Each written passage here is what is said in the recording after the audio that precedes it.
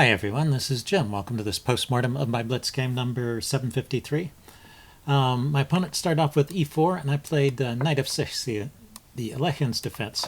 So this game was pretty short and also short in the number of moves, not just in the amount of time it took. But it was pretty interesting, and also I have an interest in this opening because I think I mentioned during the game I often face this as white at the chess club where I play. There's some strong players that play this against me, so I'm trying to learn it. So I'll take my time going through this game. Plus there was, it turns out, a lot going on behind the scenes that I wasn't aware of, and apparently my opponent wasn't aware of either. So it's interesting from that perspective too. Anyway, we start off with the normal move here, e5, kicking the knight, trying to punish black for daring to bring his knight out so early. And then d4 supporting the center, d6. And then knight f3 is, I think, the main line here, but c4 is also a respectable way to play. And it's the way I play because in this position, they say knight to b6. After the exchange here, like happened in the game, it's supposed to be a good position for white, where white has no particular worries and a stable advantage due to his extra influence in the center. But I've always found it a little bit difficult to play. That's why I want to investigate this some more and try and figure out some lines that will work for me. I should point out that instead of just taking, white also has the option of playing with f4, and I used to try that. That's the four pawns attack. It's a very aggressive way for white to play, and well, leads to interesting play, but it also creates a lot of weaknesses here, and black does get a lot of counterplay in those lines. So this is supposed to be like the simple way for white to get some kind of advantage, and black usually takes back with the e-pawn, at least in my experience. It looks like c takes is quite popular here as well, but this seems pretty logical, opening up the center. And well, I can't say which one is more logical. Anyway, my opponent went knight to f3 here, and I think this has been something I've been playing, and it gets me into a little bit of trouble with this pin, as we saw happened in the game. So let's just back up for a second and look at this other line. The main line here is knight to c3, and then black can go with knight to c6 or bishop e7, but bishop e7 is the main move, and it makes sense to block that e-file. Now say bishop to d3. Top choice here, placing the bishop, and now black gets a chance to develop his other knight, and knight to e2. So this idea, I think this is what I'm going to try next time. Get the bishop to d3 and the knight to e2 before you develop this bishop, and don't, I guess is one of the main points, is don't put the knight on f3 so it can be subject to a pin. And well, this looks like this is an okay game. I could castle, white could castle, and then bishop to f6. Well, it looks like black manages to get some pressure on the center anyway. Although that pawn is indirectly protected, you can't take it right away because there is this check here, I guess.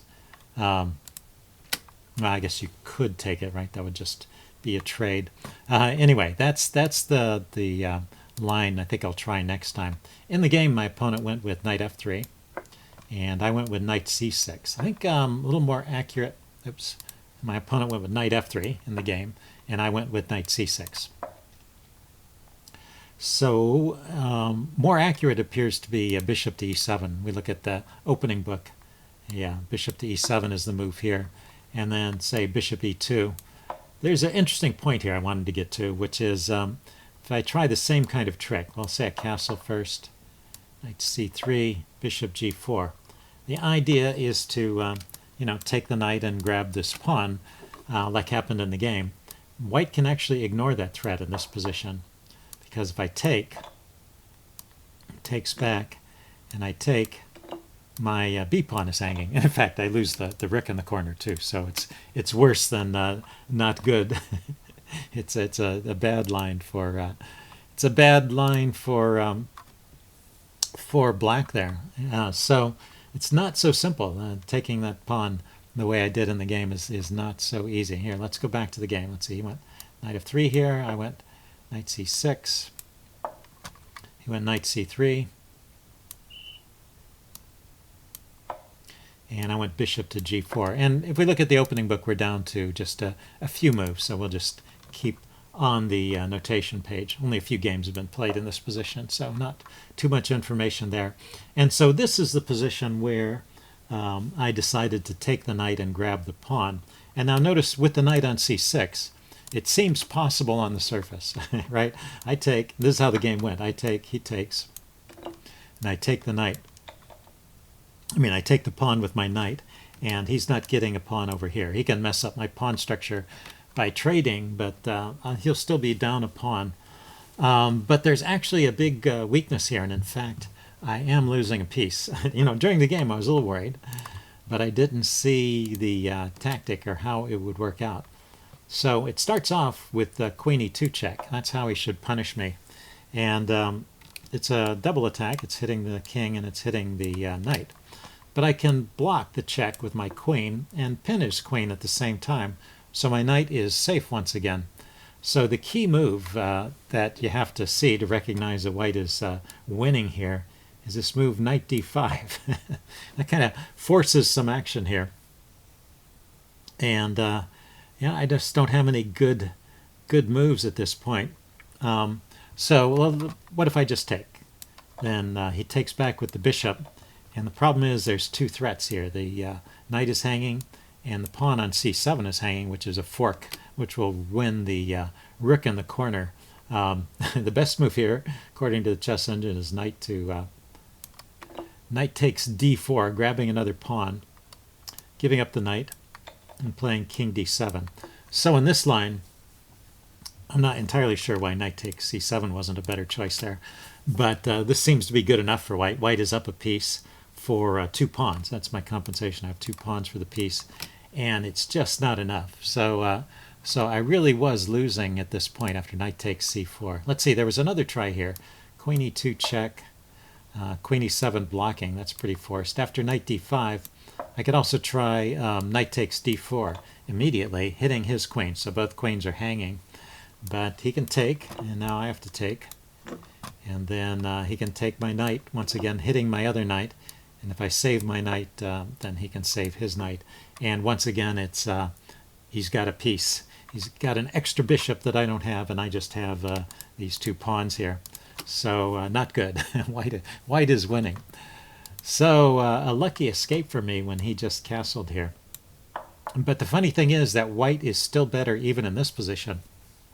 And so that's what I meant by a lot of stuff, a lot of mysteries in this game. So I think I thought I was just up a pawn at this point. I was kind of breathing a sigh of relief that he didn't find any immediate way to exploit my knight. And I've got my bishop to e7, so I'm eliminating checks along the e-file. And but he still has a continuation that is good for white.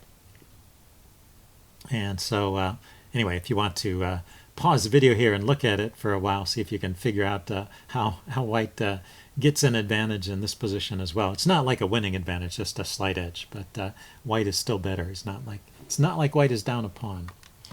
Okay, yeah, pause the video if you want time to think about it. I'm going to show what I discovered with the chess engine. Knight to d5. Okay, well, it's putting some pressure on the bishop, but the bishop is not immediately under attack. It's defended by the queen and the knight, so I can go ahead and castle here. Queen e2, now piling up pressure on that bishop. And it doesn't have too many... and queen e2, I forgot. Queen e2 also hits the knight, so I need to respond to that. So queen e2 comes with tempo. And now he exchanges out here. And maybe you can start to see the problem. The problem is this strong bishop on f3, and it's looking along this diagonal. And however I take back, he can grab the b pawn at the end. The engine line goes like this: queen takes, knight takes, bishop takes. And the material is even, and white has the bishop pair. And pawn structure is comparable. I have this pawn which might be weak, and he has this isolated pawn which might be weak, but I have trouble getting to it. Anyway, yeah, it's a position with an edge to white. White is just a little bit better in this position. So it wasn't until he played queen b3 and we get to a position which is roughly equal. It's another way to try and exploit the loose position of my knight, but my knight drops back here and shields the b pawn, so I managed to hold on to things for a while. And then this move d5, this is the move that actually gives up that compensation that white had for the pawn, and now I have my pawn plus and decent squares for my pieces. If we back up, he could just develop here, like with bishop e3, keep this pawn in the center. Let's say I would probably castle, and he could keep developing with, say, rook to c1. And look at this position for a while. You'll see that white has control of this d5 square. So this knight is not easily coming to d5. And this knight has no good squares to go to either, because the pawn there is controlling the e5 square. So white has a grip on the center, and my pieces are a bit awkward over here on the queen side. So that's enough compensation for the pawn. It's not like white is winning anymore, but it's an even game according to the chess engine. Anyway, after let's say after I went back with my knight to b6, he pushed on with pawn to d5, and now I get a square from my knight. Sorry. And not only that, he's blocked his bishop, so he no longer has a lot of pressure on the b pawn, although it still needs to be shielded from the queen. But tying the queen down to just some potential threat against a pawn over here is probably not a great operation for white. So yeah, this is better for black. Black is basically a pawn up at this point. So I finally have gotten to the point where I thought I was at a few moves back, where my pawn is just good, and I've gotten away with the pawn grab. Let's see. He plays queen b5 check here, and I block with the queen, and he avoids the exchanges. He drops back with his queen, which I think is a good decision. You don't want to trade when you're down a pawn. You want to keep the pieces on in general and make things complicated. So finally I get to castle. I'm going to slowly untangle from the e-file. He's going to pile up on the e-file, but then I get my my bishop to f6. And so things seem to be pretty smooth at this point. He comes in here with knight e4. This is an interesting move. He's taking a look at the bishop on f6, but I see a way to snag another pawn. And so I go for it. I grab his bishop, takes back, and I take this pawn. And he resigned.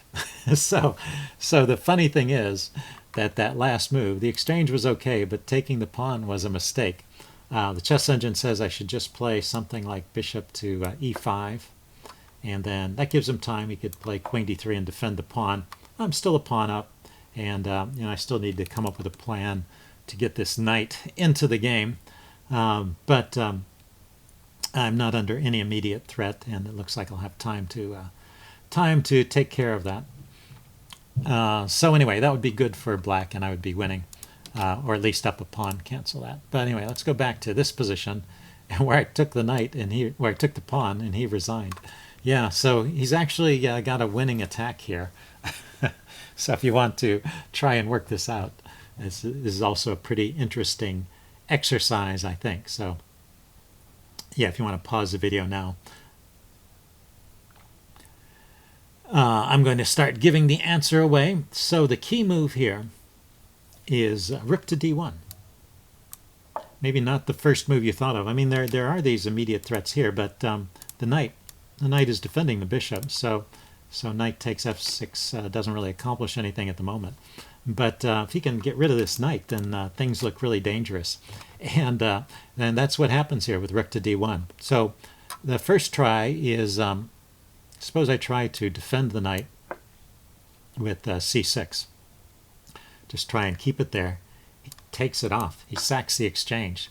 And the chess engine says it's not even safe for me to take that rook back. I need to play something else if I want to stay on the game. But if I take the rook, just to show the idea here, then knight takes f6 check, and I have to take the knight now because that's a fork of my king and queen, so I've got to take the knight. And then bishop to h6, and checkmate is unavoidable. The queen is just going to come over here to the g file or to f6 and deliver mate on g7, and it is unstoppable. So pretty amazing. So anyway, the best play here after rook to d1 is to bring the knight this way, maybe getting it closer to the king side to try and defend. But now he can exchange on f6 without sacrificing any further material. He is down 2 pawns, but he's just destroyed my king side, and he has bishop to h6. And now I really need to give material back. If I play rook e1, he goes. If I play rook e8, he goes rook e1. And if I try to block the g file with my knight, then queen takes f6 is once again leading to mate. So that's not playable. There is a playable move here, which is knight to f5. I guess this line was also one of the better lines for black. So white gets an attack, but he doesn't mate me immediately. And the attack continues from here. Let's say, well, let's go ahead and show this. It's kind of interesting. So check with the queen. King has to go to the corner. Notice that if I move my knight, my queen is hanging. I have a loose queen here. So king goes to the corner. Then bishop g7 check. Once again, I can't take the bishop. I will lose my queen. That's too much material. So the king has to move. The bishop goes here, check. Now the king has to go to f8, the only square. The bishop goes back, check. The king has to go back to g8. And then the bishop can drop back here to c3. And check, and the king goes to f8. And now rook e3. Just bringing more fuel onto the fire, and the attack continues. Now the chess engine doesn't find a checkmate here, but it gives an advantage to white. I can't take the rook with my knight once again because the knight is pinned, and so I think the engine wants to take with the rook here, and then that kind of reduces the material. And what's the balance at that point? Yeah, white's still down the exchange. If we just trade rooks, I would have queen, rook, and knight. Oh no, it would be even material. I would have queen, rook, and knight, and he would have queen, rook, and bishop. But my king is all exposed. And I'd say I would still have one extra pawn, so not totally even material, but one extra pawn. But his attack is stronger than my extra material, so the engine still gives the nod to white here, but the game might continue for a while. Anyway, pretty interesting stuff, and so something to think about next time you're considering resigning a position. So I guess, he's down 2 pawns, and he saw that his main idea of knight takes f6 wasn't working. But, well, if you can increase the strength of your idea with a move like rook to d1, then it sometimes will come back to life. So I hope you guys enjoyed this, and I will see you again soon.